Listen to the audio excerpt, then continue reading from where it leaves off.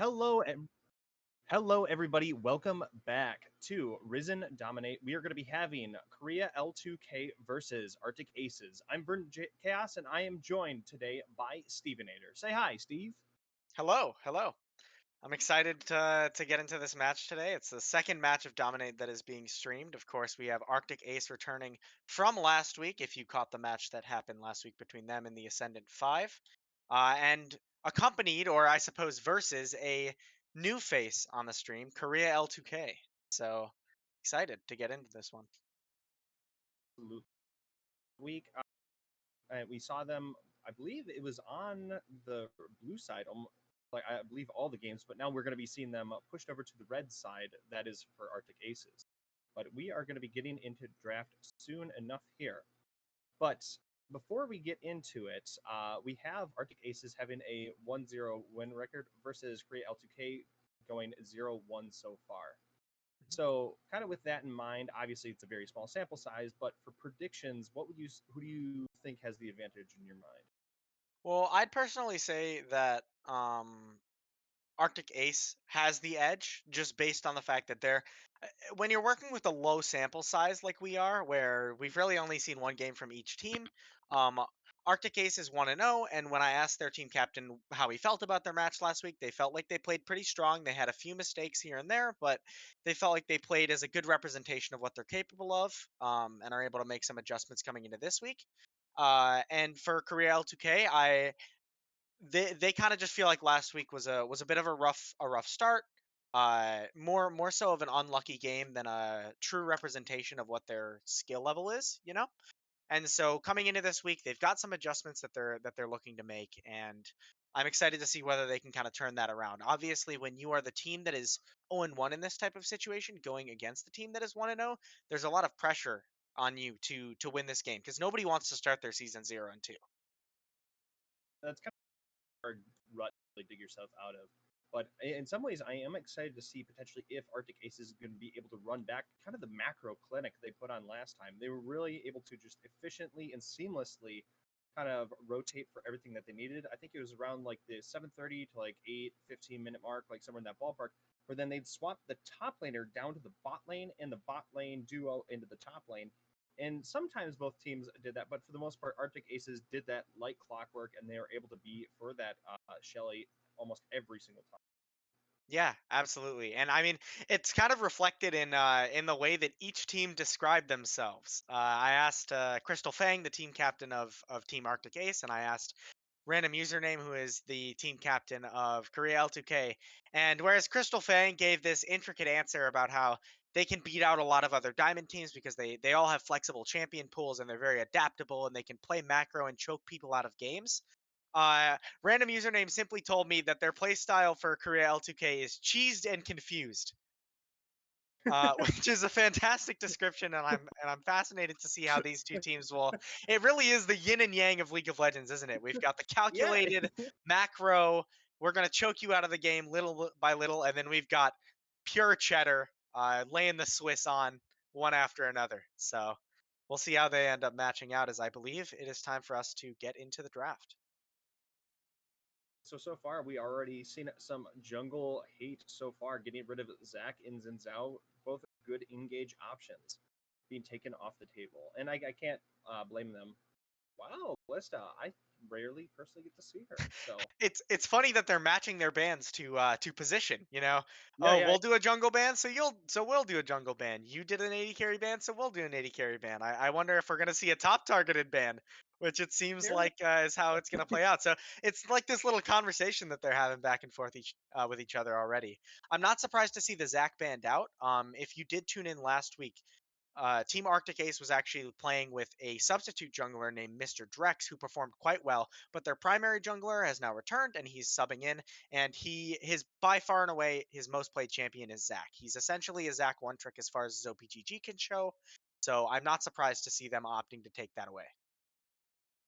I'm not surprised to see J4 first pick. He is very, very strong and prevalent in the meta right now. So I think that's going to be a good, easy, clean pickup. And I think Ooh. wow, Zeri's a fat return to go up against that Cataclysm.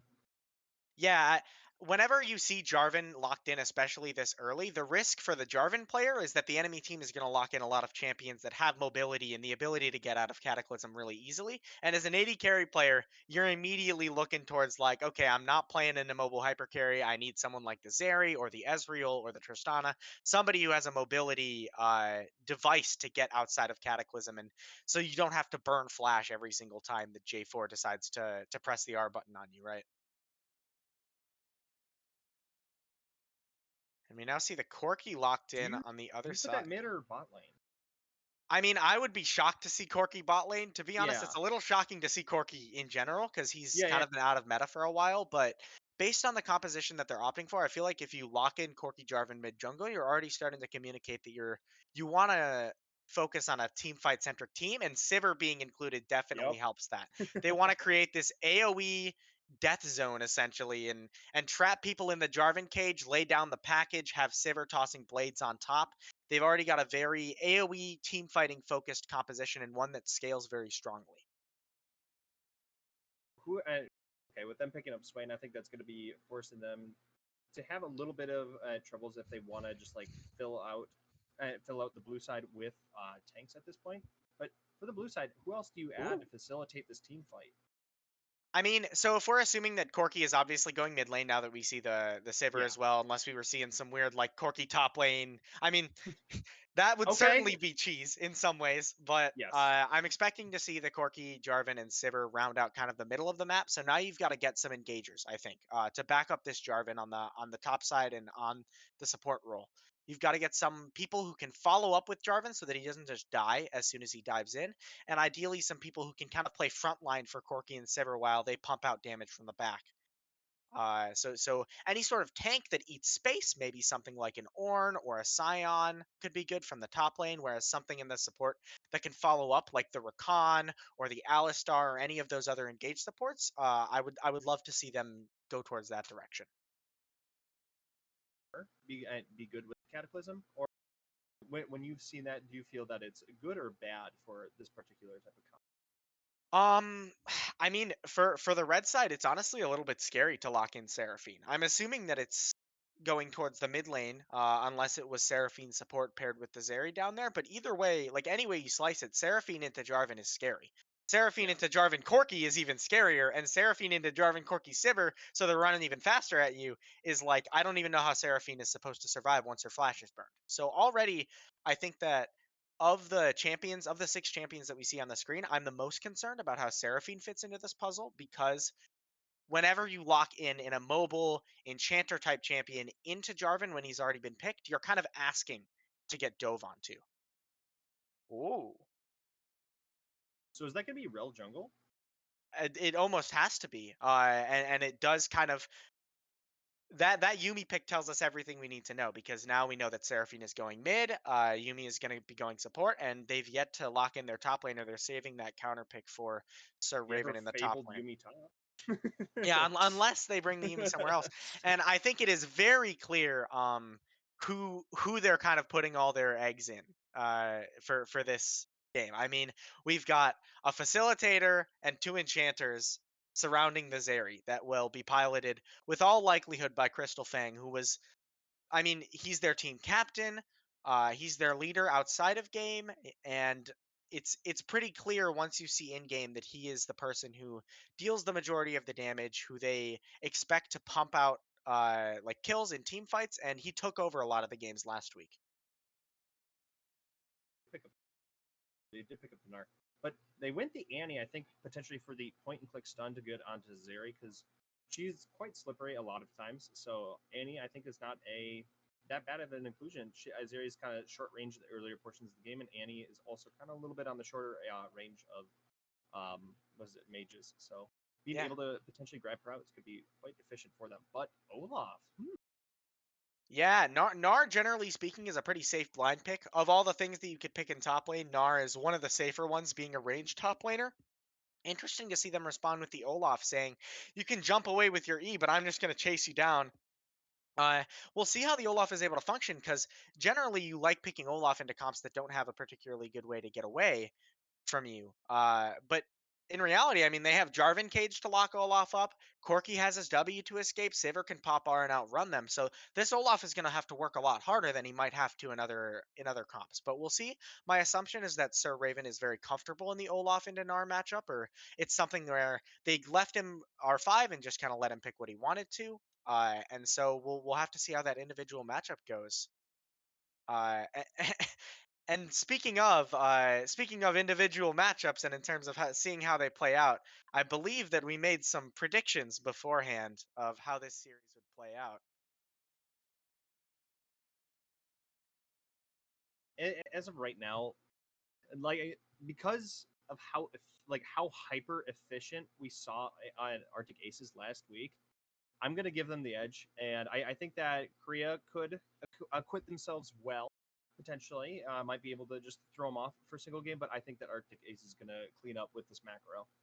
Yeah, and we see that reflected across the board from all the commentators. Obviously, well, you and I watched the game last week that Arctic Ace played, and the other two commentators casted it. So all Yeah. four of us seem to think that Arctic Ace is going to come out on top with varying degrees of struggle. We've got some 2-0s, some 2-1s in there. So we'll have to see how it pans out. It would, of course, based on the predictions and based on the fact that it's an 0-1 versus a 1-0 team, Korea L2K is fighting an uphill battle here, and they're Yeah. certainly the underdogs going into this. So, I mean, if you're Korea L2K, this is a big chance to kind of reverse the narrative from the first week, uh, disprove anything that the Twitch chatters or the other teams in your division might be thinking about you, and show that you can contend with the other best teams in the division. I mean, they have a pretty cool team fight comp at current. You have some pretty cool synergies. You have Nar with J4 with the Cataclysm being put up. You're able to then potentially throw a bunch of people into that wall. You then can just if you catch a lot of people in the J4 ult, come in with a package. So I'm kind of excited to see if they're able to catch people out effectively or not. And you also still have the potential with J4 to kind of trap Olaf in the Cataclysm and then just flag drag out, and then you just time out his ultimate. Hmm. So I think there's going to be some interesting, more niche interactions that you don't get to see in most of your games, Yeah. especially since we have Corky.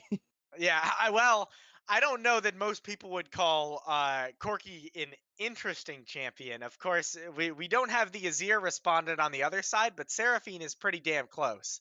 I mean, Yeah, that's fair. I That's fair. looking at these comps, I am a little bit concerned about what the early game will look like. Now because this is Risen Dominate League. This is not uh evil geniuses versus golden guardians, right? This is not everyone playing perfectly and playing exactly to what it should be. But if you handed these compositions to LCS teams, I think you would end up with a real snoozer in the early game. I mean, certainly the mid lane is a very non-interactive matchup. Both bot lanes, I mean, Sivir and Zeri are about two of the hardest scaling AD carries that you could ask for. And in the top lane, I think is probably the most volatile matchup, and that's where I expect a lot of the jungle pressure to be focused from both sides early. You have Gnar versus Olaf. Olaf is constantly wanting to go forward, constantly wanting to punish that matchup, especially considering that he was the pick on R5 for Arctic Ace. And on the other side, if you're Jarvan, you need to protect Gnar because a Gnar who's fallen behind is not very useful in a team fight. His job is to jump in, but he doesn't really have the tank stats to back it up. And so I feel like if I'm on the side of Korea L2K, I'm trying to think about how I can protect my lanes early and stop them from kind of getting steamrolled by some of the more powerful early game champions on the side of Arctic Ace, like the Olaf. And what kind of item build would you want to see out of the Gnar to basically be able to navigate their way through this lane? Um, it's hard to tell exactly what I would like to see, but I can tell you that I would not like to see Hullbreaker. Because when Yeah. obviously when we look at Korea L2K's composition, this is not the type of team that likes to play through side lanes. They've drafted a lot of champions that synergize well together in a 5v5 scenario. Let's force over objectives. Let's force them into us, and then use the Cataclysm and use the package to shut off their angles and shut off their escape and just steamroll them all at once. And so something more reserved like a Trinity Force or even a Divine Sunder to cut through some of those tank stats from Olaf, something that allows the Gnar to kite a little bit more successfully. Because if he gets run down by the Olaf, he's not going to be able to play in the side lane. And even though you're not intending to win the game through the side lane, you still need to be able to defend against the potential split pushing that Sir Raven might bring on the Olaf, especially if he decided to go for something Hullbreaker for himself. I think I think Trinity would probably just be best because Stride. I have seen some do Stridebreaker or IBG, but I don't think the slows are really going to be that impactful against Ragnarok because it's just, hey, what if I didn't care about those slows? I'm effectively too pissed to be CC'd. I'm going in, and so I think I definitely have to agree for that. But I'm kind of I'm very interested to see how the Sivir Annie do. I mean, Annie will have point and click stun if she's able to get that off. You then get the bouncing boomerang in the bot side. You are able to kind of poke them out and whittle them down with damage. However, you will be able to just continuously sustain with Yuumi. And I think that Yuumi, if they really focus on the Annie, they might be able to just kind of push her out of the lane altogether. She might not be able to sustain the poke. Yeah, I mean, whichever way you slice it, Yumi is the weaker lane. I mean, I don't know that you could find a lane that is more willing to concede priority and concede pressure than Yumi. Really your only goal is let's get to 2 items as unscathed as we can with as much CS as we can. Let's start Cole probably and make this as much of a farm fest as we can. And so it's odd to say, but strangely, the lane with Sivir in it is actually the aggressor, which is something that I don't know I've ever said before. Yeah, that is definitely kind of a more rare phrase of if anything. I think if I had to guess that the Sivir is going to be going just the lethal tempo instead of like if you have some of the more like poke matchups, if you're up against like Caitlyn, Draven, you kind of go that fleet footwork. But I think we're going to be seeing lethal tempo out of her for this particular. Yeah, But I'd what imagine in all the runes we'll see reflected that the players are playing for scaling. I already saw lethal tempo on both AD carries. Crystal Fang on Zeri has actually opted for maximum scaling runes, which is you go conditioning and overgrowth so that you get those extra tank stats for team fights. Serves literally no purpose in lane, but if you're able to make it to the 2 item spike, it just gives you a little bit of extra durability. And it seems like we're gonna see every player in the game reflecting their desire to kind of play this out at 30 minutes in their runes, in their summoner spell choices, probably in their itemization as well. go to a very short, and then we are going to be back on the Rift with the game started. Don't go anywhere. We'll see you shortly.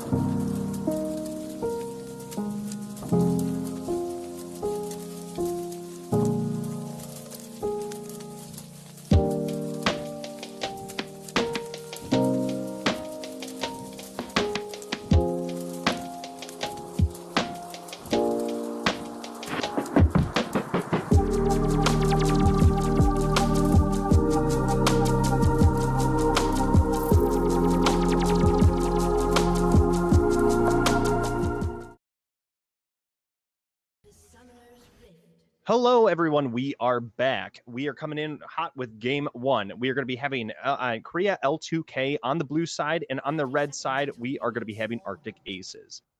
Kind of had them. We kind of had the red side kind of stacked up. They're looking to potentially go against Invade, but we aren't going to be seeing any blood for the blood god just quite yet. But, Steve, any interesting Keystone Summoners items that we are seeing here today?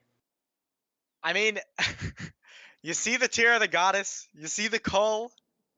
Yeah. Arctic Ace is looking for a slow one. They've already communicated that very clearly with their draft, and their itemization is following suit. I mean, we are looking to hit 2 items for the side of Arctic Ace. And the thing that I'm most interested in at level 1 is apparently this level 1 all-in that might be happening top lane. Okay. Raven's going to be going after it. Wow. Yeah, that's going to be forcing out that flash.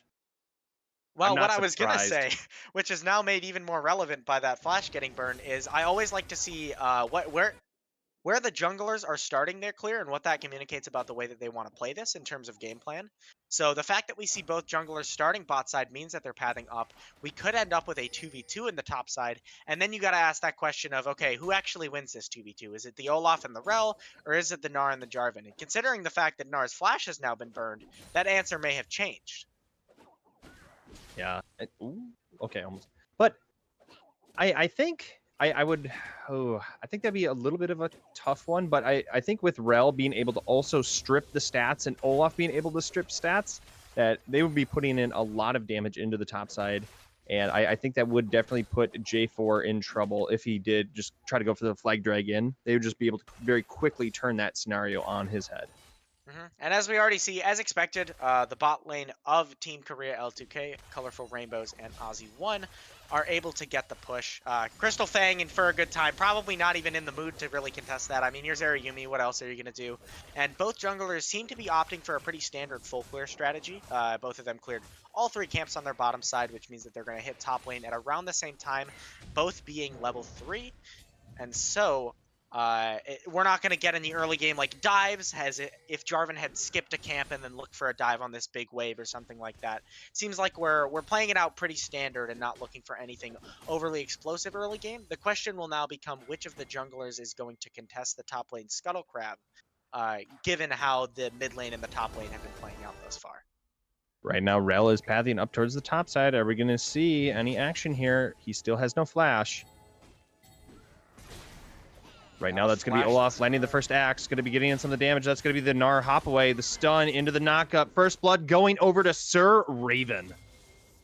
Beautiful play by Arctic Ace, recognizing that the Gnar is flashless, and so he's much more vulnerable than he would otherwise be. I also have to commend the Cuta Brat that he skipped his Krugs. So you see that Jarvan just finished his clear now and is now just getting into the river, whereas the Cuta Brat said, okay, we've got to make this play happen before Jarvan is up here, skipped the Krugs, went up there after his red buff, and was able to make the play happen while Jarvan was still caught on the Gromp, and is able to pick up the Scuttle Crab afterwards with the help of his mid lane and top laner.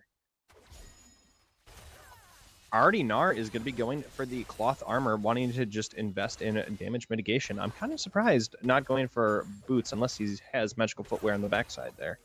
But I am doubting that. He does not. Yeah, and already the Iron Spike Whip picked up for Olaf, the Kindle Gem picked up for Rel. We are getting some nice paydays coming in for the top jungle of Arctic Ace. Meanwhile, in the bot lane, it's the bot lane. It's exactly what we were expecting to happen, with the exception of, despite getting pushed under tower the entire time, Crystal Fang actually has the lead of about a full wave of CS. So extremely well played. Really showing the ability to CS under tower, CS under pressure, and securing himself a CS lead despite being on the back foot for pretty much the entire lane thus far. So, with all of this in mind, we do have obviously a little bit more early pressure going over to the side of Arctic Aces. Do you think they'll be able to instantly go for the dragon? I mean, they are getting shoved in a lot. Do you think that they're going to be able to get a successful gank off and get that pressure, or not really? I mean, whenever you're a scaling-oriented team, you know that the onus is not on you to make something happen, right? And so Rift Herald tends to be the more explosive of the neutral objectives, whereas Drakes tend to be the more like, if we can pick this up and we're a scaling-oriented team, we are very, very content, because it secures us even more scaling on top of the scaling that we already have. And so you kind of expect a team composition like Arctic Ace to not care quite as much about starting up objectives or playing for ganks or being very proactive on the map, as much as they are matching the plays that are coming from the other side. Of course, that's disregarded by their play that they made on the top lane onto Thunderbroke, picking up that first blood. But in a way that was also kind of reactive, right? Reacting to the fact that he had his flash burned already level 1 and seeing that opportunity and taking advantage of it. So we see that the Cuda Brat is kind of hovering around the bot side, but not That's committing anything. 1 to 100 in potential trouble, but that's going to be Brat coming in from the sidelines here. But now could be a pinch here in the river. Colorful in trouble. That's the knockup. That's going to be the ultimate double charm. Boom, Rainbows goes down. That's going to be Ozzy. I'm sorry, Ozzy, but that's going to be a double going over to 1/100. But the action isn't over yet. Thunder getting quite low, chugging through pots, trying to just heal the just absolutely crazy damage that is Olaf early. Yeah, and just a disaster in the river for Team Korea L2K. They thought they had the pinch onto 1 to 100. They were like, okay, our bot lane is coming up. We should be able to pincer attack them here and shut off their escape routes. But it was actually a great split-second decision made by the side of Arctic Ace to turn on the separated bot lane, as we see that Sir Raven is able to dive Thunderbroke straight up, but is going to get cleaned up by Lucas the Great in time. Nice job by him. He has to flash for it, but he does end up securing the kill at the end of the day. Yeah, I mean, at least still able to force the flash out of a J4 in that situation. But Infernal Drake, kind of in a very nice pickup, considering you have just a lot. Most of your comp is just primary damage. Absolutely, and I mean, again, as the scaling comp, you are more than happy to pick up some early Drakes, because not only does it grant you additional stats and give you a win condition to potentially get soul in the later stages of the game, but if you were to fall behind, knowing that you outscale, you now have the liberty to give up 1, 2, or 3 Drakes without having to worry about the enemy team securing the soul. So they've essentially, in worst case scenario, bought themselves 5 extra minutes of time to play for that scaling, and in best case scenario, they're already starting to work towards a soul. And here we are now seeing the 745 swap of Sir Raven down into the bot lane. But there's going to be Ragnarok used. That's going to be axes thrown. Going to be going after him a little bit, but forced off of the play altogether. They're going to be poking him into oblivion. Yeah, this is something that we've seen Arctic Ace do in all 3 of their games that they've played on stream by now, this being the 3rd. Pulling this bot lane up to the top side on this timer, playing for the Rift Herald, swapping Sir Raven into the bot lane. It seems to be a consistent kind of set play that they've practiced, and it's something that they go for every single chance that they get. And so Sir Raven kind of weak-sided momentarily on the bot side, forced to play out the 2v1. Initially seeming like he wasn't really content to be weak-sided and would rather take the fight 2v1, but now realizing that it's probably not in his place to do so and just kind of backing off and preferring to go for the Gromp instead, as now Thunderbroke could be a little bit overextended. It's going to be forced out of his flash, but now Cutibrat is wanting to go in, going to be going for the dive under the tower. Boom, going over to Crystal Fang, getting that clean pickup.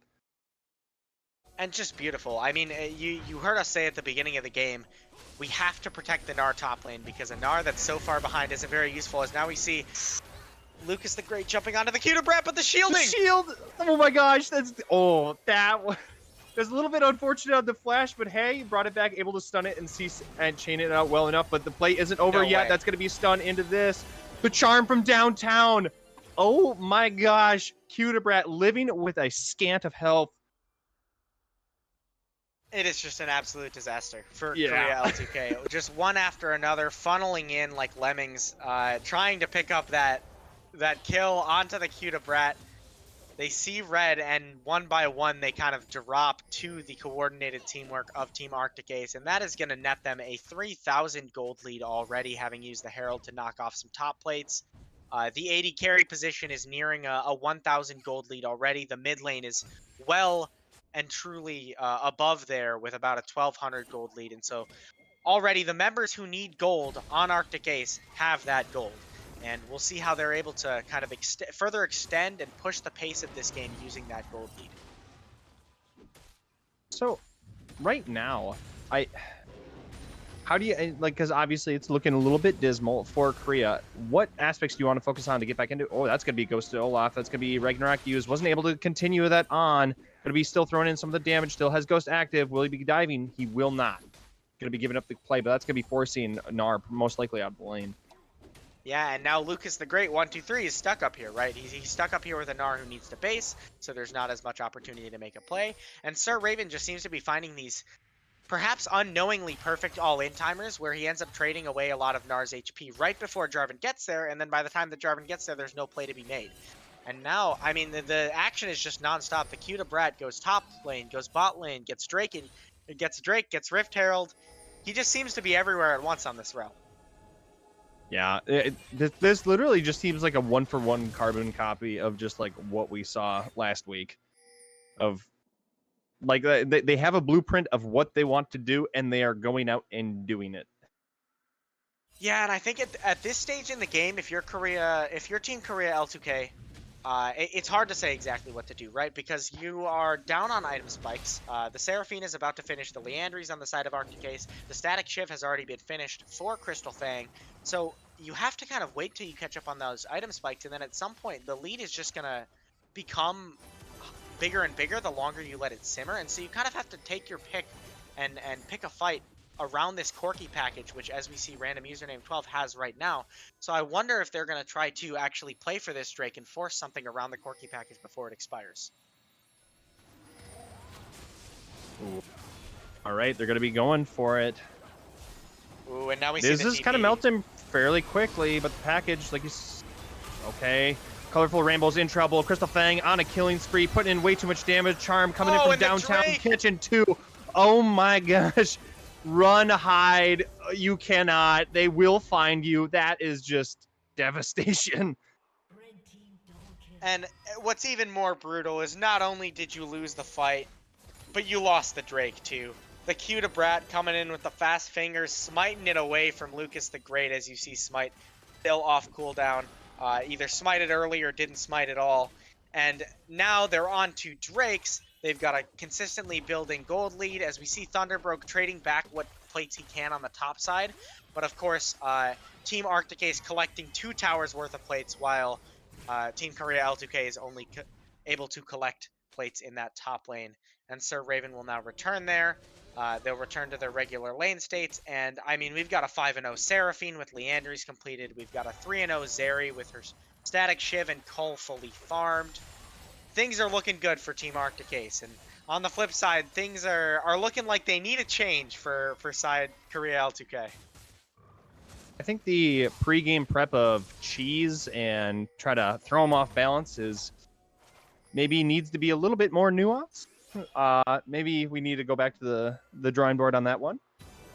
I don't think we've gotten to see the cheese quite yet. There's always potential for game 2 for it, but I think I don't want to be too doom and gloom, but I think this is kind of already a done deal game. Yeah, I was expecting something, something rich, something, maybe a Munster, maybe a hard Swiss, but all we're kind of getting is American cheese right now. It's a little bit standard. It's a little bit, maybe you don't have the tools to kind of cheese as much as you want to. Maybe not a little flavorful, but we see Crystal Fang and for a good time now jumping on a Thunderbroke with the Zeri Yuumi. Thunderbroke trying his best to use the ultimate to get away from the play. That's going to be the grab into the charm. Are they going to be able to pick up the pickup? Yes, they will. Now they're going to be going into the top side. Oh my gosh, that is just devastation. They can't run. Going to get the flag drag over the wall. Lucas is going to be able to survive, but just the kill on the mid laner and the top laner. Oof. There's so much happening at once, and all of it is good for Team Arctic Ace. I mean, the Spectate client can't even keep an eye on all of what is happening on the map. There's a fight happening top. There's a fight happening mid. There's a tower being dropped down in top lane. Now the mid tower is going to drop. Sir Raven is pressuring the bot lane tower. They're going to go and take the Herald. Everything just feels so clean from Team Arctic Ace. They know exactly where they want to go. And now Colorful Rainbows, maybe forgetting that Olaf can go CC immune, feeling a little bit safer than maybe he should have. Drops the Timbers, but Olaf doesn't particularly care about the bear. He's seen plenty of those in the Freljord. Yeah.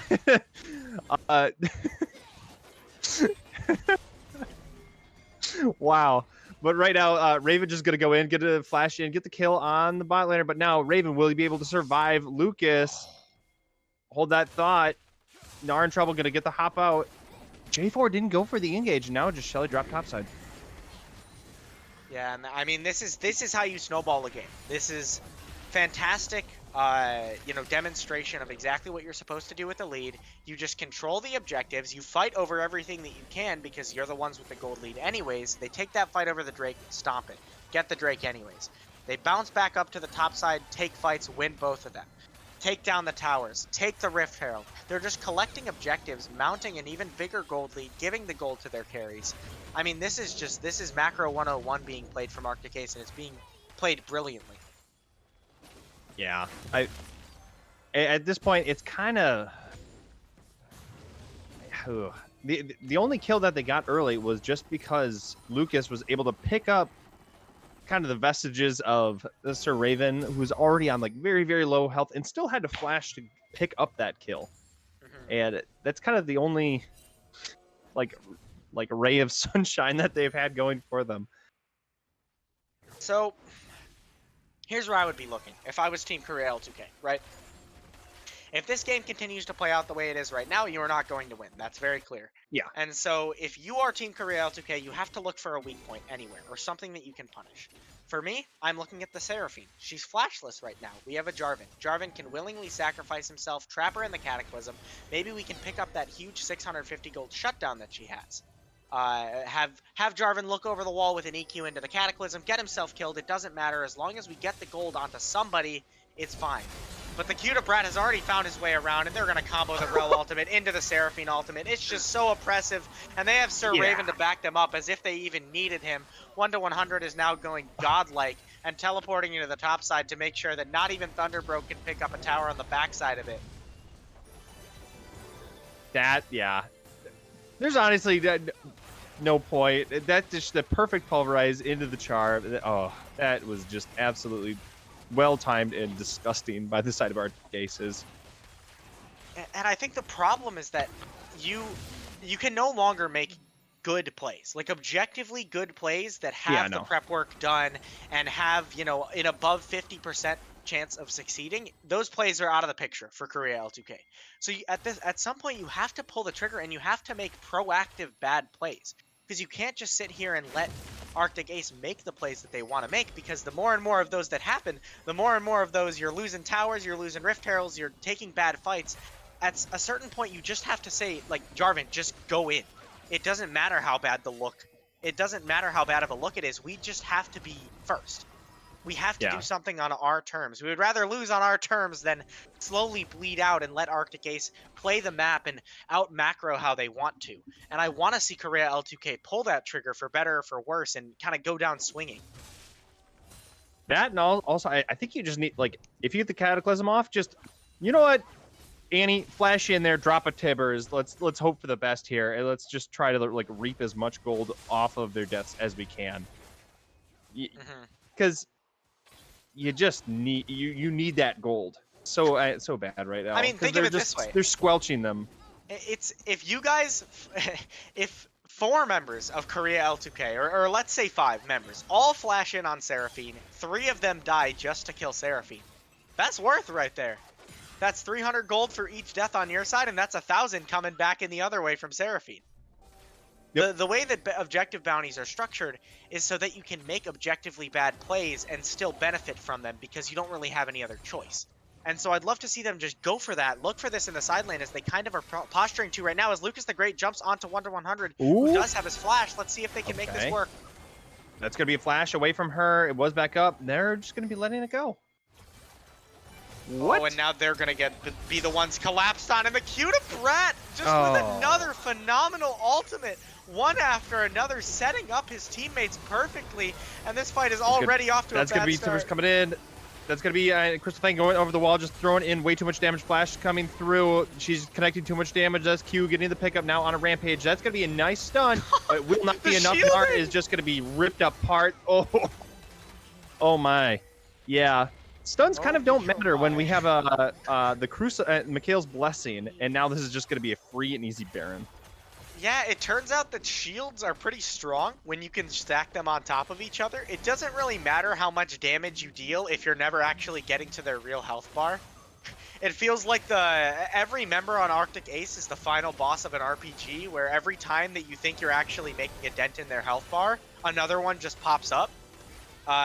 because they have the Seraphine shielding, they have the Yuumi shielding, they have the Rel shielding. Zeri is They have already Olaf. perfectly mobile on her own. They have Olaf, who is, I mean, he's just kind of doing his own thing, but it seems to be working out for him, as he did actually end up opting for that hull breaker that I kind of hinted at in the champion select. And at this point, I don't know that you have any options if you're Korea L2K. I mean, if you do something, it has to be around a Corki package. That ability is extremely strong in clumped up areas. Um, at this point, the problem is that Seraphine isn't really a viable target for you anymore because she has the Archangel's shield that actually rescued her up in the top lane, and now she has some extra HP from the Rylai's as we see the Cuda Brat fail the W over the wall and drop the Soraka emote, having a little bit of fun with it. I mean, when the game is 1-20, at this stage Yeah. in the game, 21 minutes in, Baron over to the side of Arctic Ace. That's basically all you can do is have some fun. As Yeah. Thunderbroke certainly isn't having any, dropping to 0-6-0, getting once again solo killed by Sir Raven.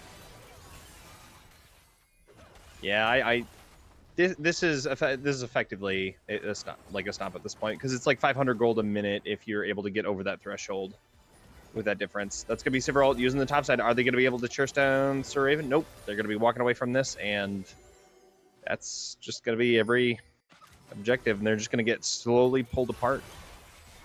Yeah, and here's the other problem that I'd like to see Korea L2K maybe make better use of in the next game, is that when you're playing from behind like this, you will not win an even numbers fight because they have more stats, they have more experience, they have more gold, they have more items than you.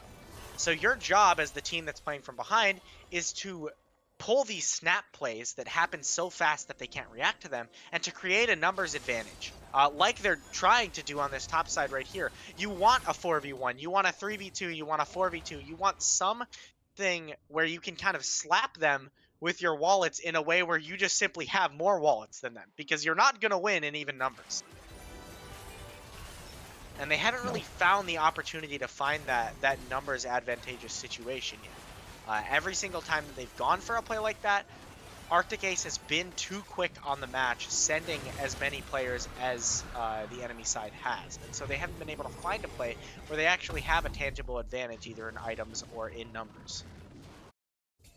So, quick question: what aspect of like, or I guess, what lane do you want to see the biggest change out of from game 1 to game 2? Because I feel a little bit disappointed in Corki. Like, you brought him for the team fight capability, and I have yet to see a like very impactful package at this point. I think I've just only seen it as a escape tool.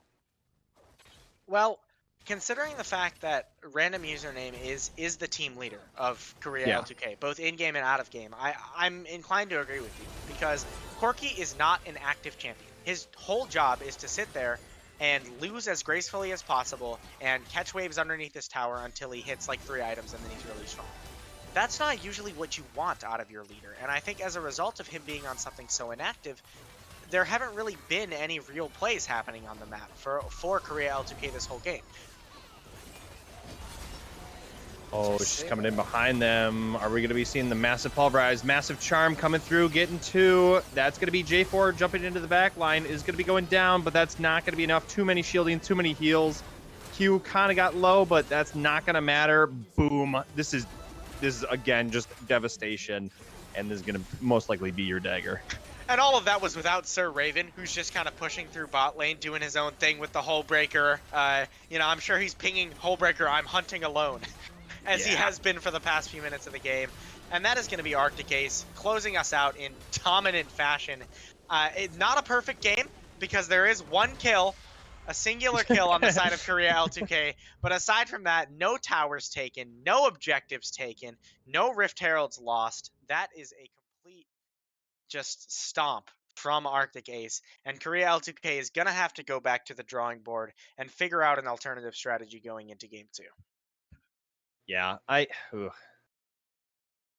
don't even know what you exactly like right there. I think it goes to show your team fight ideas aren't going to work. Maybe you have to just work on your individual lane 1v1s, and how do I at least improve that sort of condition, because they just kind of got picked apart. Or then be a little bit smarter with your early top lane choices.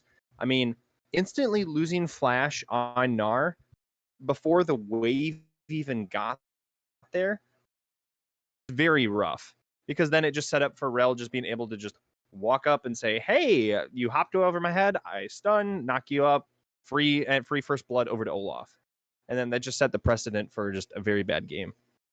Yeah, I mean, it's hard to stop. League of Legends is such a snowbally game, you know? Yeah, yeah, It's hard to stop it once it's started. And I think, I don't know what Arctic Ace is feeding their junglers, man. Because last week we saw their substitute jungler, Mr. Drex, and we ended up in our own personal review of the game deeming that he was kind of our MVP, or yeah, so we thought, because he was so active on the map. He won every lane at the same time, played the fights beautifully, and then they bring in their primary jungler, the Kita Brad, and it's like he's doing the same thing. He's winning every lane. Every single rel. There was no misused rel ultimate that whole time. Every time that he used his ultimate, they were getting 2 or 3 kills from it. He ended up with a 4-0 and 16 score line, participating in 20 kills in a game that only went a little over 20 minutes. yeah, yeah. It just that good God, that's just crazy stats just to see across the board. um, that's so much just. Okay, obviously you had a thought of like team fight. Do you then just want to play for like a different style of team comp, where then you want to now play for like 1-3-1? You want to just play for oops all early game champions, and if we snowball, and kind of to go with their a little bit of their early game plan, we get to cheese and then just kind of run that, or I mean, you have a lot of options. It's just whatever yeah, career L2K decides to go for in game 2, I want to see it be on their terms, because it felt like they were constantly reacting to what Arctic Ace was doing. It felt like they were constantly on the back foot, and they never really got a chance to show us what their game plan was, what their composition wanted to do, what they had planned for the game. It really was like they were getting kind of led around on a leash by Arctic Ace since minute 2.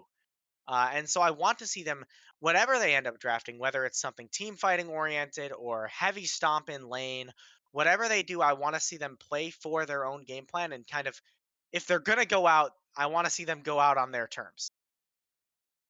absolutely. But as we wait for the draft for game 2, we're going to be pushing it over to a small commercial break. Grab a friend, grab some popcorn, grab a drink, and we will see you back shortly.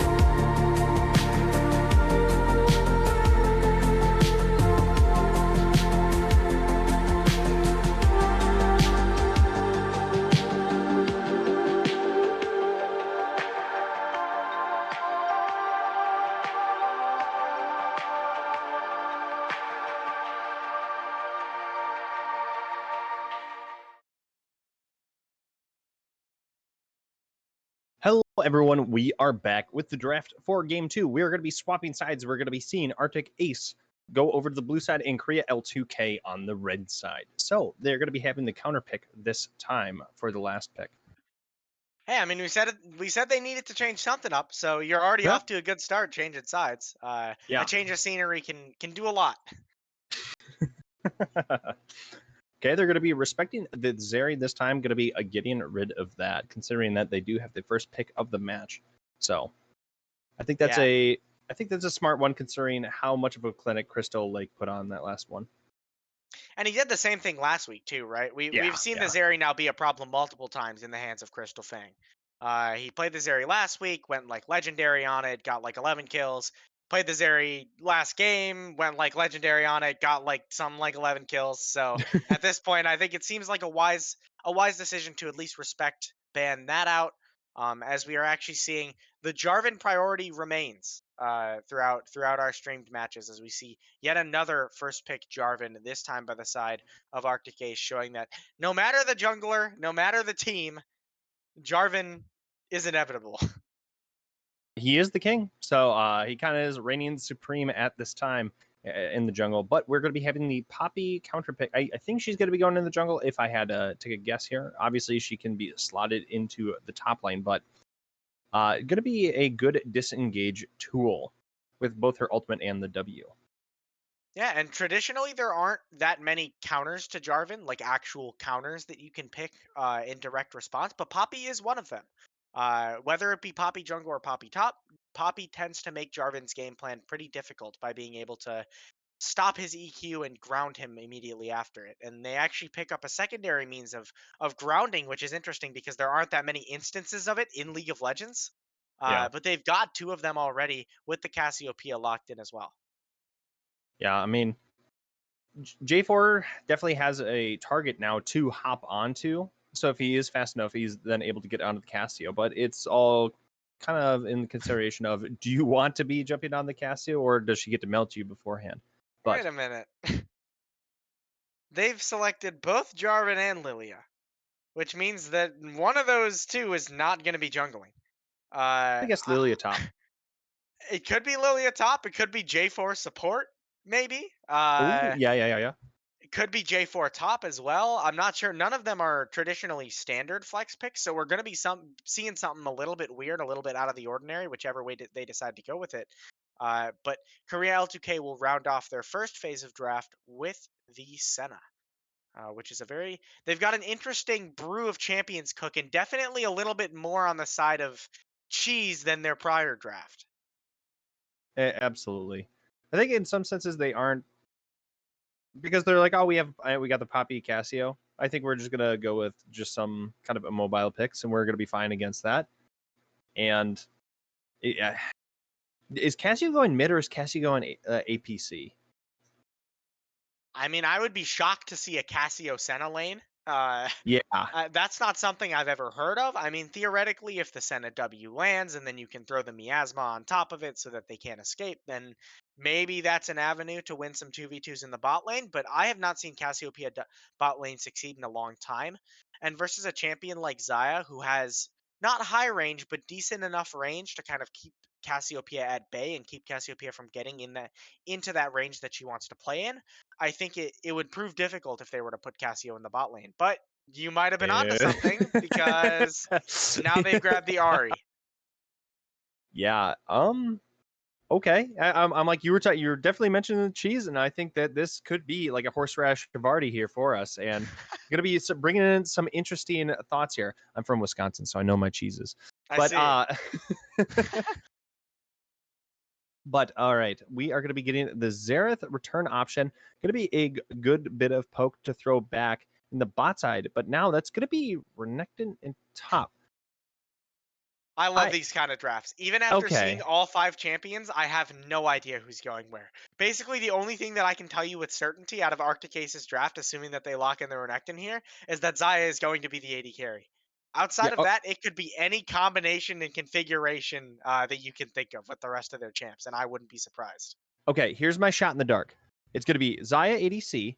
It's going to be J4 support, Xerath mid, Scion top.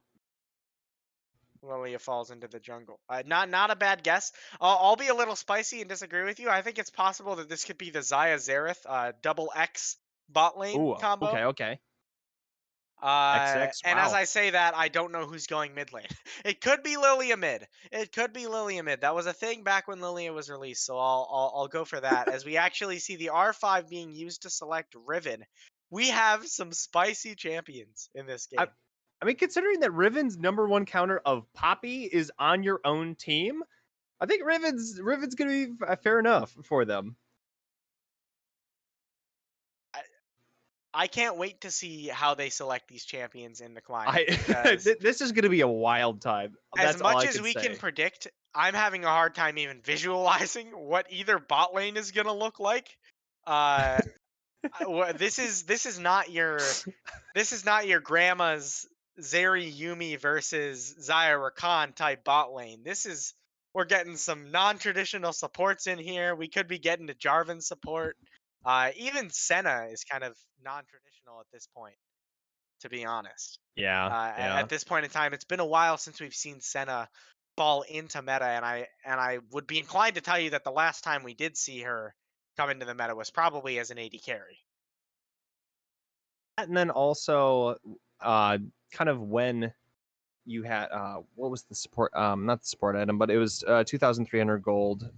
Glaive, Umbro Glaive. When Right. Umbro Glaive was a lot more effective, was more stats efficient. That's when she was a lot more in the meta, just because you could just kind of beat out everyone for wards, just because you had the range. But kind of since that took multiple nerfs to the items, kind of really fell out of grace altogether, and she just didn't really have a consistent build anymore. But She kind of lost her place. hey, okay, so it's Scion top, Lillian Okay. jungle, Xerath in the mid lane. So I I think you've think got it. Yeah. let's go. Let's go. I know my cheese. That's always a good takeaway. Yeah. I mean, When all else fails. if the Wisconsinite was not able to correctly identify the cheese, we would have had some larger Yeah. problems. We may not have seen Verdant Chaos return to the Risen stream. Am I being threatened? Do I need to talk to HR? I No. One thing I am concerned about just off the bat for the side of Arctic Ace, their drafts have been fairly sound thus far, and so I assume that they have a plan. But Yeah. whenever you pair two heavily AP dependent champions in the mid and jungle, like the Xerath and the Lilia that they have going, it automatically makes me think Merc Treads for the enemy team. I would not be shocked if 4 out of 5 players. Well, I would be very shocked if 5 out of 5 players bought Merc Treads on the side of Korea L2K because it wouldn't be Yeah. possible given Cassiopeia. But I would not be shocked to see the rest of the 4 of them buy Merc Treads because it gains a lot of value and you have not only this much AP damage, but also a fair amount of CC coming through. Okay, so right now, what they're suggesting with this pick is that they want to go for specifically fasting Senna and Cassio support. What? I Well, I guess Cassio would be the AD carry or yeah. the AP carry in this situation. It would just be a player swap to where it's being piloted by colorful rainbows rather than Ozzy. Whereas Ozzy Okay. will, yeah, like you're suggesting, probably fast. He'll probably buy support item. Will Yeah. essentially, for all intents and purposes, be playing support for this game. So I like it. I mean, I like it. They had a really rough time in game one. And so this is, I think, what you want to see going into game two. They're getting a little bit weird with it. They're doing some position swaps. They're picking some champions that you don't see all that often. This is the angle that I would like to see Korea L2K come at in game two. So, and kind of, I guess, talking on the. Okay, so we have J4 as support. Obviously, good engage tool, able to do a lot of stuff. But in the earlier portions of the game, I think he is going to be quite susceptible to just kind of getting potentially poked into oblivion or just killed off very early on. What are your thoughts on J4's success in the bot lane? I mean, it's once you're in, there is no out. Yeah, yeah, Even more so than other traditional engage supports, J4 doesn't. I mean, he has the shield on his W, but unless he takes aftershock, which we'll have to see what he ends up opting for, he doesn't really have those tank stats to back it up once he goes in. So if you're going in on J4 support, you better have a damn good plan and be confident that you guys are going to win the 2v2. And it's definitely very difficult to get priority ever when you're playing with a melee support versus something like Cassio Senna, which is so oppressive. It's double ranged. Senna in general tends to lend to a very lane dominant style of bot lane. No matter who she's paired with, as long as it's not paired with something like, Senna Scion, where you're probably conceding lane. And so I expect to see, Conquer. when I look at it, at least the bot lane and the top lane should be getting priority for Team Korea L2K, which gives them a bit more windows to play than they might otherwise have. So I can understand Conquer for Cassio because then she's going to be the effective support. But sorry, the effective APC here. But they went Conquer J4 there. I'm kind of surprised by that. For I would have thought like a Glacial or Aftershock just to like go in for that engage tool and not just get instantly blown out of the water for the lane. But To my understanding of Jarvan support, which is a very strange thing to have an understanding of in yeah, the yeah, first yeah, place yeah. because you don't see it that often. But my understanding of Jarvan support is that you're actually supposed to go airy.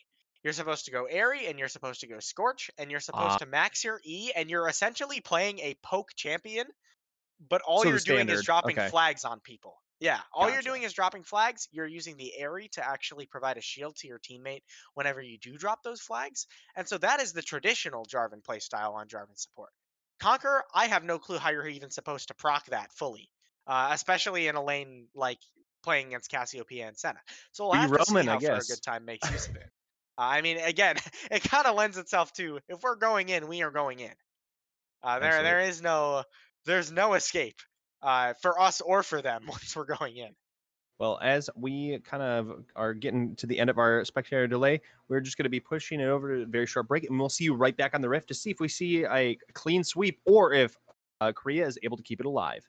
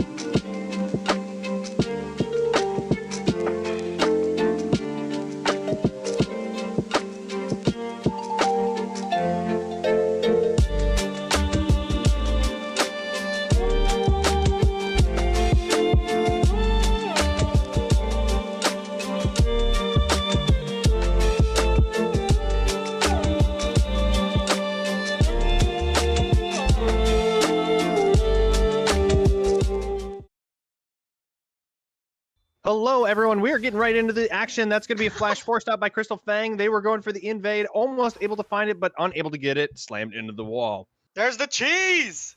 It's the cheese. It's what we wanted to see the whole time. They It ain't describe their easy own being playstyle as cheesy. cheesy, and nothing is more cheesy than the level 1 invade. The flash burned off of Crystal Fang, the team captain of Arctic Ace, already targeting them where you need to target them. Let's go, Team Korea L2K. Coming out swinging So, in this game, too. so right now, we kind of we're going to be, I think, seeing a little bit of a slow bot lane because you do have the tier on the Cassio. Going to be just trying to farm that up to just continuously have some mana. But we're going to be seeing Gustwalker and I'm forgetting what's the green one. Okay, we're having Mossstopper on the Lilia, and we're going to be having Gustwalker on the Poppy here. You think that's going to matter a lot in this particular game that Poppy didn't go for the Mossstopper here? I mean, Poppy is the type of champion who thrives off of the element of surprise. So the faster that you can get around the map, the better. I actually prefer the Moss Stomper choice to, or actually I prefer the Gust Walker choice to the Moss Stomper. I prefer the Squirtle to the Yeah, Bulbasaur, so to okay. speak. Thank you. I'm like, me personally, I stick with the archetype of just like, we'll call them Pokemon names. But I feel as if it's a missed opportunity already that I see Lucas the Great pathing towards top. Uh, After you burn Crystal Fang's flash like that in the bot lane, my brain immediately thinks, okay, we got to change up whatever we were going to do for our path so that we are trying to take advantage of this flash with Zaya. I'm going to go start my top camps in path bot. But as I say that, maybe this is why they didn't want to path towards bot. yeah, Because it is already off to a pretty rough start down here. Cass isn't really known for her kill threat, kind of pre-level 3.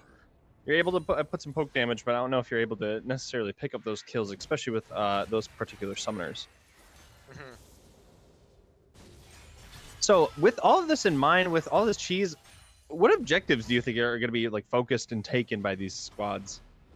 Well, I think Rift Herald is going to matter a lot because I think obviously Arctic Ace in every single game that we've seen them in so far has this Rift Herald strategy. They have this swap lined up for around 7 minutes 30 seconds, and they go for the Rift Herald and they know how to use it. So if I'm Korea L2K, I'm feeling like we need to take that away from them. Not only that, but the more ahead that we get in the early game, using that Rift Herald to kind of accelerate the pace of the game, the better. Because in the team fighting phase, it wasn't even close last game. Given there was a large difference in gold, so it wasn't exactly fair to begin with. But if I'm Team Korea L2K, I want to find those early game advantages and snowball them wherever I can. Ooh, we've got He's the going to cue be to kind of looking Brat. at the top side, but obviously with Riven shoving in, they just have to go for Rift Scuttler.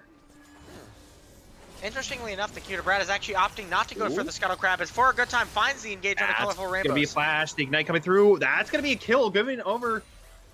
What? Okay. So Can you peel that back for us? I don't know. I don't exactly know what happened top lane.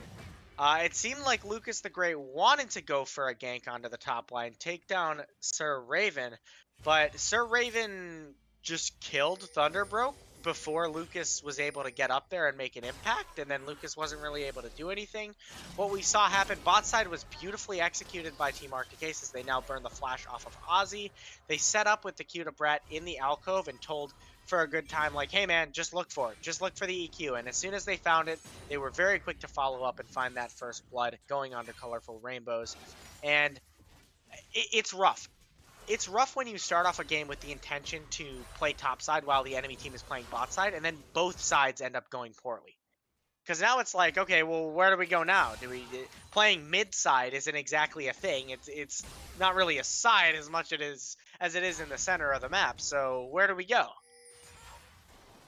I mean, and right now you can kind of you can play for a random username because they have mana compared to 1 to 100, who is just living on a scant of mana, trying to clear as many ways as possible. But I'm just surprised that Scion was able to get the pickup onto Thunder in the top side and still has both sums. Yeah, I can't even really fathom how that happens, right? Because when you pick something like Riven on your 5th pick of the game as red side, you are picking to win, right? You are picking that matchup because you're confident in it, and that's going to be where you play through, most likely. When Scion finds a solo kill in the counter matchup, that's when we start to think, okay, maybe we have to change our game plan a little bit because this is not working out how we thought it would. As we see now, Arctic Ace opting for those early Drakes. We're nearing the 6-minute mark in the game, so I'll be interested to see if they pull off their signature swap. As oh no, Get absolutely bodied there. What an amazing play by Scion. Good wherewithal. Sir Raven, just in a unfavorable matchup. After blind picking the Scion and having Riven picked into him, to be up 2-0 at 6 minutes into the game, I mean, you gotta just give a hats off to Sir Raven for how he's been playing this series thus far and how he has been just shutting down everything that Thunderbroke and that Lucas the Great want to throw at him. I mean, we're kind of seeing the. This is like one of the first times that we actually get to see that Sir Raven not on just like an aggressive top laner. Because if I recall the last set, he played two fairly aggressive top laners. So now we're seeing him on a tank, but still just being able to put in the work to just play that aggro play style. Hmm. And mid lane's been pretty much a wash so far. 1 to 100 has managed to actually build up a 15 CS lead through seemingly nothing. Maybe just better trading and a better reset or two, but 15 CS roughly translates to a full kill's worth of gold, actually, and that's not even counting what you get in the XP. As we see, unfortunately, the charm go wide on the cannon minion, which adds insult to injury. But effectively, 1 to 100 has secured himself a kill's worth of gold advantage just by CSing better and playing the lane better. So It's we see, of 7:30. course, Arctic Ace going for their signature Herald swap. It's 7:30. Anyone who's actually watching film and wanting to know what to do against Arctic Aces, note at 7:30 to 8 minutes, they swap the bot lane to the top side. They want to go for this Herald. This is what they love to do. And I mean, fight as they may, there's not really many options. Forward, getting the drowsy going off. They're going to be throwing in a lot of this damage here. That's going to be going in. Lucas is going to get picked up by Xerath. Will Xerath be able to get the mid lane and will not be able to pick up random? Wow. That was really good engage by Lilia there. Oh. Barely not getting hit with that last Xerath Q, its random username. Escaping by the skin of his teeth. And Korea L2K, respect to them, trying to fight that Rift Herald, but just straight up being down a member, right? It was a 4 versus 3. You had the bot lane swapped up from Arctic Ace, which meant that the best that they could do, the best that they could muster was a half decent look on a fight, and they're going to walk out of it kind of with their tails between their legs, giving over the Rift Herald to Arctic Ace, as we've seen 4 times consecutively on stream now in this Dominate League. And I mean, at this point in time, I feel like Team Arctic Ace is kind of embodying the name of the league itself, because they have been dominating all of their games. Ooh. That's going to be his Senna ultimate coming through. Will they be able to get the pickup? Lucas will be getting the 1 kill. That's going to be Cataclysm in return. Now it's Crystal Fang. Can they throw enough damage back? That's going to be the root. Will they be able to get the pickup onto Riven? But now you have Senna coming in from downtown. That's going to be a Featherstorm. Flash forward. Will they be able to pick up Thunder? No, it's going to get rooted. Living with a tickle of health. There we go. Korea L2K with some counterplay in the top lane.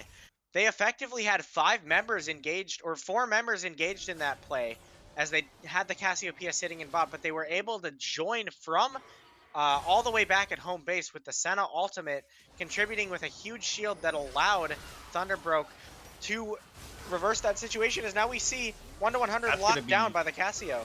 Just right on the edge of that petrifying gaze, and just going to be finding him. We've got some signs of life from Korea L2K. They're making plays on their own terms. Again. It was really looking that way around the Herald fight, but now they've strung together 2 successful plays in a row. They've closed the gold lead to only about 1,000, which I can tell you last game, by this point in the game, the gold lead was well over 2,000.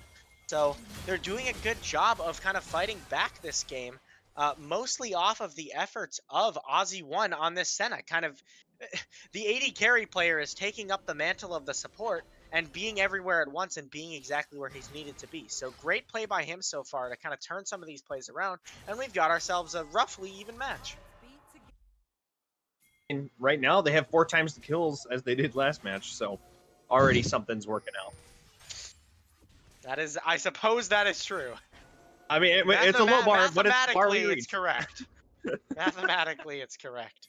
As the Drake is now spawning in 10 seconds, I don't expect Team Korea L2K to try to contest this, based on the way that they're posturing thus far. Ooh. It's going to be Ari having to use the dashes out. Now J4 is in trouble, having to flash away. Going to be surviving, but that's at the cost of his flash and ignite. He's sumsless. Ari's not over yet. She still has the double dash. They're looking for positioning. This dragon's getting quite low. That's the charm coming out. They're getting into the drag pit. Lucas getting chunked down to half. That's going to be dragon going down. That's going to be the sleep. Oh. Boom. There goes Poppy. The long-range artillery from 1 to 100 closing it out.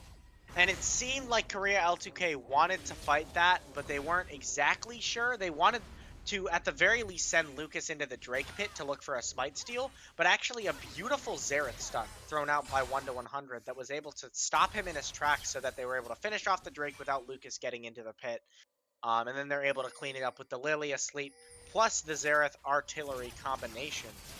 So a decent attempt at kind of fighting that objective back by Korea L2K, but they were a little bit too late to the play and weren't able to capitalize in time. I think an important thing to take note of is that Arctic Aces, they do have like a just fairly good poke in the kind of artillery that is Xerath, but then you still also have the Whirl Seeds from Lilia. But right now, you kind of only have Ari for like consistent poke because I mean you do have the Q of the at Cassio, but that's not really world's greatest poke tool because you really got to put yourself on the line to get in there. Mm-hmm. Oh, like it's a longer cast point than most. And Korea L2K's full composition really is just low range. Cassiopeia is kind of known as a counter pick type champion because she really tends to struggle into mages like Xerath, who can keep her at bay before she can even get in range of landing that Q, like you just said. And so in order to find a winning fight on the side of Korea L2K, they kind of have to summon up that courage to take a leap of faith and to start a fight with all of the tools that they have to start one, like the Ari ultimate and like the Poppy W and the E, and they have to get in and force the fight quickly with one of those snap engages before they get poked out to the point where the fight can no longer be winning. Right now, we're going to be positioning most of the people on the top side of the map. We're going to be just throwing the APC and the top laner against each other, but they're getting ready for this Rift Herald. They want it. They want to be able to tear down some of these towers. On the side of Arctic Aces, which tower do you... Oh, that's J4 trying to go in. Will they be able to get the pick up there? Crystal Fang could be in trouble. That's going to be the root. Featherstorm coming through. Going to be dodging the charm, but doesn't matter. There he goes down. Ozzy going to be flashing out. Will it be far enough? Boom! Gone. Oh my gosh, just the damage from 1-100 on the Xerath. It doesn't even matter how close he is to the fight. He just near single-handedly chunks out the health bars of Korea L2K from a distance with that ultimate, making it very hard to fight into. As it looks like we have a freeze? Perhaps a pause. Right now it's just trying to catch up with the pause, yeah. So, looking at these items across the board, are you surprised by anything that we're seeing? It looks pretty standard. I mean, we've got the Riven opting for the Black Cleaver first item, which feels like a wise decision, especially if she's going to find herself laning against the Scion for an extended period of time. As, 1-100 wanted to hit the fadeaway, the flash forward Q, cool guys don't look at explosions type deal, but wasn't quite able to land the pick, which means that random username will live to see another day and will remain deathless thus far this game. Now we could be seeing the two top laners going head-to-head. Right now, Raven getting kind of low, going to be missing the Q. Raven having this Black Cleaver is going to be massive for her. She's going to be activating the ultimate. There goes the Scion ultimate. His Q is missed. Will she be continuing this? She has an increased range. That's going to be the flash. Q. Stun. Jam. R. Not enough to execute. At the end of the day, it'll only result in a flash-for-flash trade. Pretty inconsequential, but shows that the top laners are pretty equal in strength at this moment in time. Not one has a significant lead over the other. Riven can pump out a lot of damage, but guess what? Scion can soak a lot of damage. So we're at an unstoppable object is meeting an immovable object is meeting an unstoppable force in the side lane right now, as the rest of their teammates seem to be generally grouping around the mid lane or around the top side of the map, as it seems that Korea L2K wants to work at this top lane tier 1 tower with their bot lane. Colorful Rainbows having picked up that Rod of Ages, 5 stacks on it already, nearly fully stacked on that tier, looking to transition that into an Archangel Staff. So all things considered, even though they're a little bit far behind in gold, they are keeping up in pacing. Through. Boom! Later, Ozzy, go back into that fountain. And I mean, I don't even know what to say. 1-100, He missed like 2 of them, but all he needed to hit was 3, so it works out in the end, and now the action just continues. And random username will not remain deathless, as he is taken down by the Drowsy into the Xerath TP combination. The facade is starting to fade, I feel. We had a very convincing series of plays from Korea L2K in the early phases of this game, and they were keeping it close in terms of gold, but Arctic Ace is starting to gradually show their superiority as 1-100 picks up another kill. I don't even know how he killed Lucas the Great. I feel like it was off screen, just given the nature of Xerath. Yeah, the living embodiment of mana, just going hard in the paint here, just putting in a lot of work. Petrifying Gaze coming through, going to be stopping this massive Q from a Raven. Going to be throwing it back. They are manaless at this point. Rainbow's in trouble. Slow it down. There's going to be Ghost activated. Ultimate coming through. That's going to be a flash. A lot of sums coming in from Rainbows. Has the Avengers coming to help him out now, will be able to survive this. I'm surprised Sion has not gone down yet, but is going to be given over a shutdown. Well played by Korea L2K. I kind of hinted at this last game, but when you're behind, you want to find those 3v1, 4v2 type situations where you have a significant numbers advantage, and they're able to find one onto the overextended Sir Raven in the side lane and pick up that shutdown. Now we see for a good time. Then hop in. Cataclysm trying to go into that back line. Senate Ultimate coming through. Lucas in trouble. That's going to be going down to Crystal Fang. Now they're going to be trying to throw the damage into Random. Random's unable to get away. 1-100. Able to get the pick up. Crystal going in for the... Is able to find... Wow, 1-100 getting that grab. But now Rainbow's in trouble. Will they be able to space it out? Not just quite. But hey, Ribbon's here. There you go. Crystal Fang going on down. Q to Brat. Potentially in trouble. That's going to be the R coming in from the Lilia. Real should be trying to put in this damage. That's going to be the first dash, second dash. Yeah, that's going to be a disengage on that play altogether. But wow, that damage coming in from Xerath. I feel like Arctic Ace has unlocked like a Call of Duty kill streak with 1-100 here. Like they're all fighting and being engaged in like this 4v4, and then they've just got like the AC-130 artillery strike coming in from multiple screens away from 1-100, just chunking out all the members. It's ridiculous. I mean, 7-1-4 already with 20 stacks on the Magi's, dealing ridiculous damage and stacking up first strike every single time that he's able to land one of those abilities. As Lucas the Great is looking to chase onto him now, I don't know if this is the best idea, but they might actually have found an angle onto him. Okay, they were looking for it. They were unable to get there. Unable to get any of the CC. Now the fight's getting drawn out quite long. Lucas going to get the slam into the wall. Cutebrat in trouble. Gonna just get it. Probably picked up. It's still alive and strong. Now they're turning it around. This is going to go poorly for them. Rainbow's going to go down. Cutebrat surviving. That's going to be a double kill going over to her. And this is devastation across the board. This is the ace. And it just falls apart at the seams. Korea L2K honestly found a pretty decent look there. They were grouped up together. They found some CC layering onto Cutebrat. But at this point in the game, I mean, they're just getting wallet checked, right? There are just too many items on the side of Arctic Ace. There's too much level disadvantage that is kind of thwarting the team Korea L2K right now. And they're able to take an inhibitor tower at 20 minutes in exchange. Well, it's not really much of an exchange, I suppose, but they're able to take it in the aftermath of that team fight. Korea L2K respawns just in time to be able to defend their inhibitor so that that doesn't go down. And they're actually looking to force a fight onto the retreating 3 members of Team Arctic Ace. You're going to be able to find this angle. Random trying to go for it is speeding in, getting absolutely just demolished. Wow. There was a moment there. Lucas now going to be trying to get out of this play, but Crystal is going to be chasing him down. Fabiel going to be coming through, going to be throwing the Zaya out of here, but wow. You know what? That Ari teleport.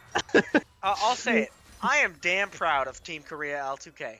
because this is way more of going out on their terms than last game ever Yeah, was. yeah. Right? They are looking for plays. They refuse to just lie down and let Arctic Ace macro around the map and steal away their jungle camps and take towers one by one and take the Drake and the Barons and all of that uncontested. They are forcing fights wherever they can and wherever they think it's advantageous to them, and this is just another one.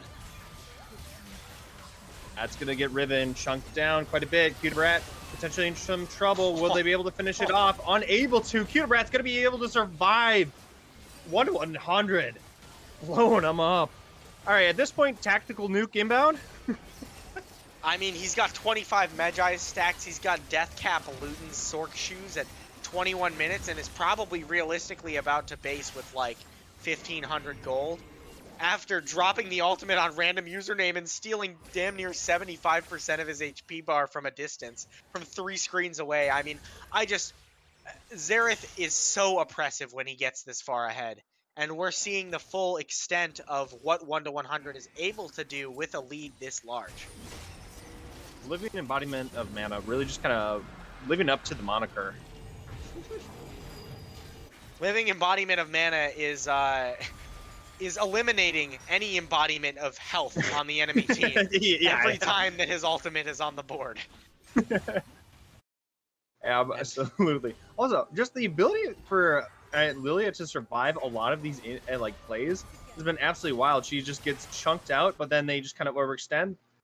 This Roa mixed with the demonic embrace, just giving her enough health to survive through some of these unfavorable situations. Yeah, and Lily has always been a very dynamic champion in terms of builds, right? We've seen there was a while where the most optimal Lilia build was to go demonic first and then go into Jaksho and basically be a walking tank stick that would slowly burn people down. We've seen the Leandries be a very popular choice for a more damage-centric choice. The Cutebrat kind of going somewhere in the middle of those two options, opting for the Roa, so has a little bit of damage, but also has that durability that allows him to survive through multiple seconds of CC consecutively. Has really came through huge in this fight and has been the itemization that has allowed him to only die once throughout the duration of this game, as now we see them looking for a play onto Crystal Fang. It's going to be a flash. Lucas is unable to get the slam to the wall. That's going to be the charm. Crystal Fang going to be able to get the Featherstorm off. Oh my god! Evaporated! And now they're going to be throwing in some of this damage into the bot side. Is Q able to get the pickup against Ramos? Ramos going to get the flash through. That's going to be Scion trying to get the Q knockup. That's going to be boom. Yeah, Cutebrat's going to be able to get that. Now it's just Ozzy all by himself. The last man standing. And it's not going to be enough. And that, yeah, that's your dagger. That's the game. And Arctic Ace demonstrating for 2 weeks in a row that they are the top dogs in this division. They are the team to beat right now, as they have absolutely wiped the floor with 2 opponents in a row. First, it was the Ascendant 5 last week. Game 1 dominant last week, followed by a slightly less convincing but still very strong Game 2. And we kind of saw the same pattern this week. We saw them completely dominate game 1, followed by a little bit of shakiness in the start of game 2, but eventually finding their footing and proving that when it comes to team fighting and when it comes to macro and when it comes to controlling the objectives, taking down towers, securing barons, there really is no other team in this division that has the ability to match Arctic Ace right now.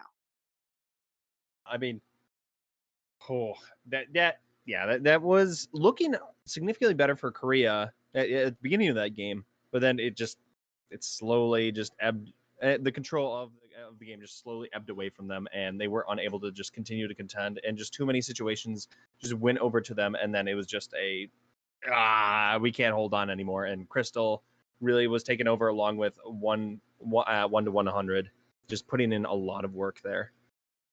But with that in mind, who do you think was the ace for Korea? For Team Korea, the ace, the one who was able to put up the most of a fight and find advantages where there really weren't any. Honestly, I think game 1 is a wash. I really don't think anyone from Team Korea L2K was able to do anything in game 1. But for game 2, I really liked what I was seeing from Ozzy. On the Senna, he was able to participate in the play top lane, throw down the Senna ultimate for some shielding, and was able to make some plays happen that otherwise wouldn't have succeeded, able to bounce around to the mid lane and make some plays happen there as well. So I liked seeing Ozzy get on the map and get active and find some opportunities to fight back a little bit against Arctic Ace before it ended up falling apart in the mid game. Right. Well, and before we keep on going on that, we actually got 1 to 100 able to join us here for an interview. So if anyone has any questions in chat, let us know. We'll see if we can get some of those asked. But thank you, 1 to 100, for joining us here today at kind of with the post game panel. Yeah, it's no problem. I'm here to answer any questions you guys have. All right. Well, All right. I wanted to start off by asking in week one, you guys had a very dominant performance with actually a jungle substitute in Mr. Drex, who I personally was very impressed with watching the games. And so for week two, in my head, I was like, well, they look really good with Drex last week. I don't know how this new jungler is going to work out for them, even though he's their regular starter. Did it just feel like a seamless transition for you guys? Because it really didn't look any different between the two junglers that you guys used. That's actually pretty funny. So we never actually got any games in with Mr. Drex. Our jungler told us about. He told us ahead of time. We just never had time to schedule really. That he would be in Ohio, I think, for week one. So we got Mr. Drex because we played with him before, like in other leagues and stuff. But also he has like a similar champ pool and playstyle, so it was pretty easy to kind of just navigate them through. And to be honest with you, generally speaking, our support is doing most of the micromanagement for a lot of the plays that we're making. So Hmm. as long as they're good at listening, everyone will look the same. Fair enough. Fair enough. Question for your comms, like in your team, what is the timer that you hit where then you just just throw your bot lane into the top lane? Because I'm like, you guys eventually get into the lane at like the 7:30 mark where your bot lane goes to top lane and top goes to bot. But is it like when you're rounding at like 7 minutes, it's just like, oh yeah, hey, we need to get our backs off to then do that switch, or Well, we've been getting better at synchronizing our backs. We kind of try to call things out about a minute and a half in advance of what we're looking to do in the next like minute or two. So like if we're ever thinking about like, it also depends if we're playing for top or bot, right? So we might not actually do the swap if we're playing for top, for instance. But we might like say for instance a support might say like, hey, it's about 6 minutes within the next like 2 to 3 waves. Let's go ahead and push the waves in and then try to get top and bot recalled at the same time. So it really ends up being about like a minute or two before we're already there, that we're already thinking about the objective. I, I want so I think if I was a viewer watching your guys' games the last 2 weeks, my brain would immediately think, "Wow, these guys must have a really good coach because they are so coordinated. They are so on the same page. They go for these set plays every single game, like the Herald swap to top, and their team fighting is so clean, and they seem to work so well together." But I received word from Crystal Fang, due to asking him before the broadcast, that you guys don't even have a coach. So Yeah, how are it's you guys able to be so coordinated and able to plan these plays in advance and able to make them all happen? I know you said that your support tends to call the shots and micromanage a large degree of what's going on in game, but how are you guys as a team able to navigate and look so coordinated and so clean despite having a coach? well, okay. So for the micro stuff, right, it ends up being mainly the support, mainly Hune, and then for the macro stuff, it kind of becomes a back and forth between me and him. When I say back and forth, not like an argument, but like one of us will say something, and we, regardless of who says something, we just unanimously agree. There's no real argument, and we'll talk about it in VODs later. And then whenever we're playing scrims, we have like really long discussions about macro and who we think is right. And like after we try to avoid doing it like the same day, but like we talk for a really long time when we're doing VODs and stuff. So I like to believe when I was first like learning how to play the game, I sucked mechanically. So most of the way I ever played or climbed was through macro as well. And then Hune, the support, has like a pretty big champ pool, so he kind of has to know what every champion wants to do. So it ends up working out just really well between the two of us, just kind of figuring what to do while we're playing. And then we also got gapped actually by a GM team about like 2 months, 2 weeks ago, a month ago, I think, well, around there, and they helped us out a lot too in that VOD review. And I think that like that put the pieces together for us. Hey, I mean, there's nothing to foster a team spirit and coordination more than getting your ass beat by a grandmaster team, right? Yeah, yeah. the first time we made the team, they beat the hell out of us because we weren't really coordinated. We were like, we came back into it thinking, yeah, we got better now. Surely we'll do a little bit better. And then they 2-0'd us again. So so Uh it oh. was Uh kind oh. of funny. All right. Well, it's been a pleasure to see you guys play these 2 weeks. Don't know when we'll see you guys next on stream. Who knows? Maybe we'll go for the 3 in a row. But either way, I mean, what do you have any messages for us, the commentators, or for the people who are watching the stream about what they can expect to see from you and the rest of Arctic Ace for the rest of this Risen Dominate League? Oh, I mean, really, just stay on your toes, right? Like you saw with the J4 support pick out of nowhere. We have like a pretty flexible pool, so anytime you look at a draft, don't just assume, hey, they're going there because they picked J4. You know, just stay on your toes, and hopefully we'll surprise you with your draft every time. Well, awesome.